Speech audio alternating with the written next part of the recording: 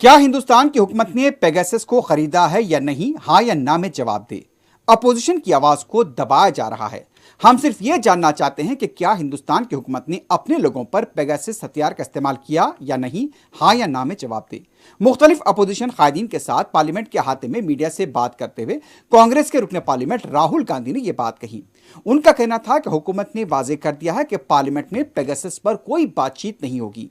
राहुल गांधी ने कहा कि वो हिंदुस्तान के अवाम और नौजवानों से पूछना चाहते हैं कि उनके फोन के अंदर नरेंद्र मोदी ने एक हथियार डाला है।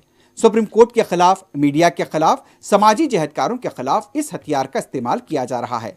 आखिर क्या वजह है कि ऐवान ने हुकूमत इस बारे में बात करना नहीं चाहती?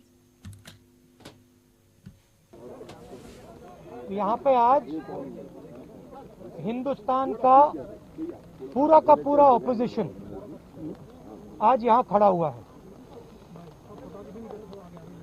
हर पार्टी के नेता हैं प्लीज, और हमें यहाँ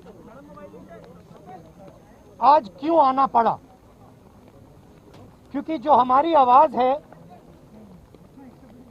उसे पार्लियामेंट हाउस में दबाया जा रहा है।